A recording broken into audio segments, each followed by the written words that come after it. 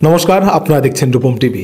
এই ঠান্ডাতে আপনাকে একদম হিট করে দেওয়ার মতো খবরটা একদম জম্পেশ খবর, একদম বিজেপির জন্য একদম মচমচা খবর, একদম জম্পেশ খবর। এই ঠান্ডাতে একদম গরম করে তুলবে বিজেপিদের।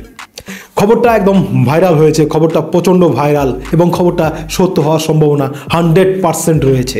মেখলিগঞ্জ থেকে খবর আসছে, মেখলিগঞ্জের তৃণমূলের এমএলএ, তৃণমূলের বিধায়ক পরেশ অধিকারী, তিনি নাকি এবার বিজেপিতে আসছেন। তৃণমূলের বিধায়ক বিজেপিতে আসছেন, খবরটা শুনেই কিন্তু একদম মেখলিগঞ্জ উত্তরবঙ্গ একদম ফুরফুরে মেজাজে রয়েছে বিজেপির নেতাকর্মীরা।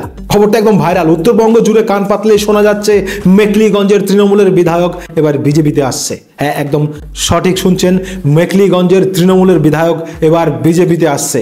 19 জানুয়ারি উত্তরবঙ্গে আসছে শুভেন্দু অধিকারী, বিজেপির নেতা শুভেন্দু অধিকারী 19 জানুয়ারি আসছে উত্তরবঙ্গ সফরে। শুভেন্দুর হাত ধরে বিজেপিতে আসবেন পরেশ অধিকারী।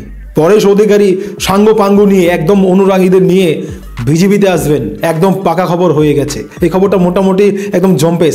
যদিও পরেশ অধিকারীকে জিজ্ঞাসা করলে পরেশ অধিকারী বলছেন না, এমন কোনো খবর নেই, কিন্তু কান পাতলে আপনি মেখলিগঞ্জে আসবেন, কান পাতলেই শুনতে পারবেন যে এমএলএ সত্যি সত্যি এবার জাম্প মারবে, বিজেপিতে যাবে। তৃণমূলের যারা নেতাকর্মী রয়েছে সেখানকার স্থানীয়, তারা বলছে পুলিশের হাত থেকে বা সিবিআই ইডির হাত থেকে বাঁচার জন্য বিজেপিতে যাচ্ছে, শুধুমাত্র পিঠ রক্ষার জন্য। এটা এখন তৃণমূল বলছে। তাহলে পরিষ্কার বুঝুন, কোথাও না কোথাও মেখলিগঞ্জের তৃণমূলের বিধায়ক পরেশ অধিকারী এবার বিজেপিতে আসছেন। শুভেন্দু আসছেন মেখলিগঞ্জে সভা করতে 19 জানুয়ারি। সেই দিন হয়তো আপনারা একটা দেখতে পারবেন দুর্দর্শ সিন, অর্থাৎ মেখলিগঞ্জের তৃণমূলের এমএলএ বিজেপিতে আসছে।